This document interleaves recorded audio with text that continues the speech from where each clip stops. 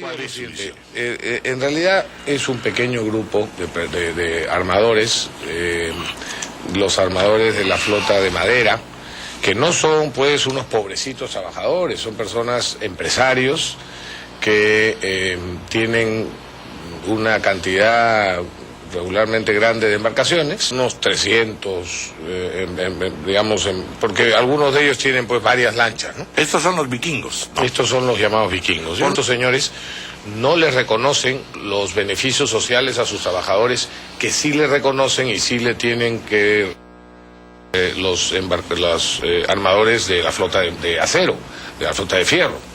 Y eso es una cosa que se tiene que corregir y se está corrigiendo, y no les gusta a los armadores de madera que los ajusten en ese sentido. O sea, ¿ellos se resisten a ser formalizados, dice usted? No se resisten a ser formalizados porque en el fondo se dan cuenta que les conviene ser formalizados. Pero claro, a cualquiera se resiste cuando ha estado acostumbrado a actuar, digamos, a incursionar en las 5 millas sin que nadie lo sancione, a arrasar el pescado que le corresponde en realidad al pescador artesanal sin que nadie lo sancione, a tener embarcaciones con bodegas con mayor capacidad a la autorizada. Fíjense que yo tengo aquí, yo estaba pensando, ¿por qué está este decreto supremo que en realidad a quien más beneficia de los armadores es a los armadores de madera? Porque dispuse... en la norma se dispone que para establecer el límite máximo de captura por embarcación, para los casos de acero, se toma en cuenta una ponderación del 40% de su capacidad de bodega y 60% de su mejor captura histórica. Pero para el caso de los de madera, como son normalmente los más pequeños, porque van de 35 metros cúbicos de capacidad de bodega a 110 metros cúbicos, entonces decidí que en el caso de ellos fuera solo la mayor participación por captura de su historia, ¿de acuerdo? De su pesca histórica. Con lo cual, eso les da una ventaja enorme sobre la flota de acero. Les conviene más a ellos la norma que a los de acero. Ellos se ven favorecidos. Y entonces yo me preguntaba, ¿por qué será que se oponen cuando hay todos estos beneficios y beneficia también a sus trabajadores y todo? Y entonces, ayer me he dado cuenta del tema, porque antes de ayer venció el plazo que le habíamos otorgado a toda la flota, tanto a la de acero como a la de madera, para que bajo declaración jurada declararan al ministerio si sus embarcaciones, cada una de las embarcaciones, tenía o no más capacidad de bodega real de la que figura en su permiso, para la que tienen permiso. Y me he dado con la sorpresa, que ya la intuíamos, pero que es así.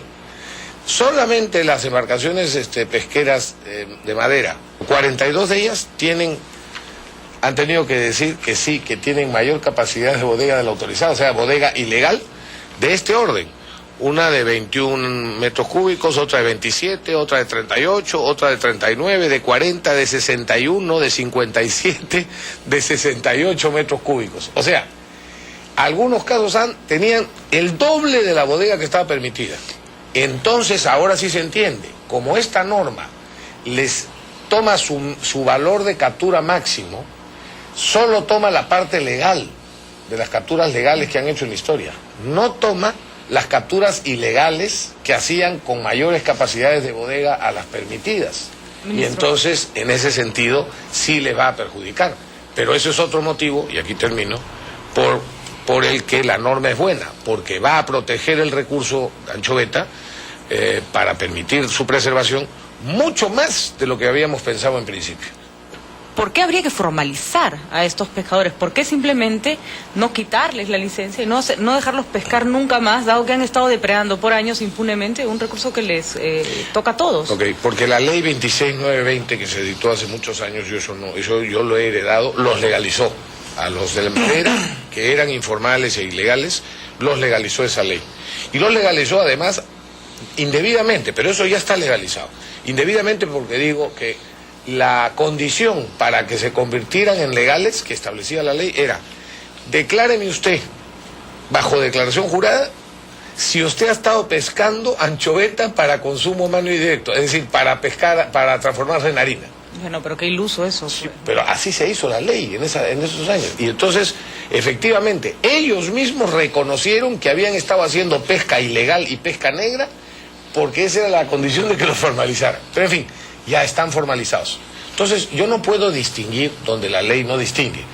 Tanto los de acero como los de madera son legales, y así los he tratado. Tanto que yo les he reconocido a los de madera, al principio de mi gestión, un derecho que nadie se atrevió a reconocerles, pero incluso... que era el de reponer sus embarcaciones cuando se siniestraran, o de fusionarse entre ellas para poder crecer y ser más eficaces. Pero incluso siendo legales, ministro, da la impresión de que usted estuviera peleando contra una mafia, o por lo menos con un componente mafioso dentro de los que pescan, porque obviamente todos no lo son. ¿Qué armas tiene el Estado para defenderse de personas que hacen mal uso de la ley y que, formalizados o no, deberían ser sancionados por lo menos con el retiro de su embarcación del agua? Eso, sancionándolos. Primero, por ejemplo, esta norma que he dado, cuyo plazo ha vencido el día 21 de julio, por el cual los he obligado a sincerar sus bodegas.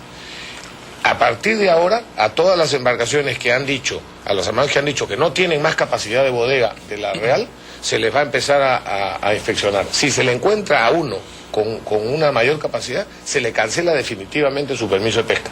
A estos que han reconocido que tienen más capacidad de bodega que la que debían, se les ha dado un plazo adicional hasta el 20 de agosto para reducir su bodega a lo que está permitido. Pero además, continuamos multando como debemos multar. Y he reformado el sistema de multas justamente para hacer más disuasivas las multas y para ser más exigente. Por eso, puedo decir ahora que, claro, yo comprendo que tenga enemigos en la flota pesquera, tanto en la de madera como en algunos pocos de acero. ¿Por qué? Porque, por ejemplo, aquí tengo un cuadro de cuánto es lo que deben por pesca indebida en las 5 millas, solamente las embarcaciones de madera. En total 15.600.000 soles, y días de suspensión de pesca, 13.123 días de suspensión efectiva de días de pesca. Y los propios de los sindicatos de pesqueros del Perú, la Federación de Pescadores, el Sindicato de Pesqueros de Chimbote, la Asociación de Jubilados de Pescadores, el Frente de Defensa Conservero de Chimbote, la Federación Regional de Pescadores del Norte, o sea, todos los sindicatos están con nosotros a favor completamente de la norma. Por eso ayer han hecho varios comunicados en periódicos. Pero este señor, porque ellos dicen aquí que representan a los trabajadores pesqueros, este señor que está aquí en primera plana no es ningún trabajador, es el señor Chichirello, que es un armador, el señor Antonio Nino Chichirello, lo conocen. Tiene 2 embarcaciones de acero, la Guarango y la Marrajo. Bueno, aquí tienen ustedes. Yo comprendo que el señor Chichirello quiera que se destituya al ministro Rey, porque he tenido que sancionarlo con 486.000 soles, porque con solo 2 embarcaciones se ha metido 21 veces a las 5 millas a arrasar la pesca para los artesanales. Y otro señor, el presidente de la Sociedad Nacional de Armadores Pesqueros, Kai Kroc, que es uno de los que está financiando esta campaña, que ya lleva bastantes cientos de miles de dólares de costo. Los spots de televisión, por ejemplo, son Kai Kroc. Tiene 3 embarcaciones, la Rimac, la Kimi y la Urubamba. Tiene entre las 3, 52 incursiones en las 5 millas. Yo no entiendo, ministro, porque 2.258.000 le soles. quitan el brevete a la tercera infracción por andar con su carro por la ciudad. ¿Cómo una persona puede infringir la ley 21 veces y seguir pescando? Porque la ley establece una serie de mecanismos necesariamente que cumplir para finalmente poder llegar a la caducidad. Y esas son las cosas que estoy intentando cambiar y que no es fácil, pero que antes no se les cobraban estas multas. En los 2 últimos años del gobierno anterior, esto ya se estaba haciendo, por supuesto se ha hecho siempre, y se quejan con razón los artesanales. Solo se multó con 30 millones de soles a estos armadores. Yo en los 23 primeros meses he tenido que poner multas por más de 175 millones de soles. El señor Kai Kroc, entre sus 3 embarcaciones, tiene suspendidos por días para pescar por 1.102. Entonces yo entiendo al señor Chichirello y al señor Kai Kroc y a algunos de los armadores de madera que resulte una persona no grata el ministro Rey. ¿Qué vamos a hacer? A mí me han puesto a poner orden y voy a seguir poniendo orden mientras esté en el ministerio.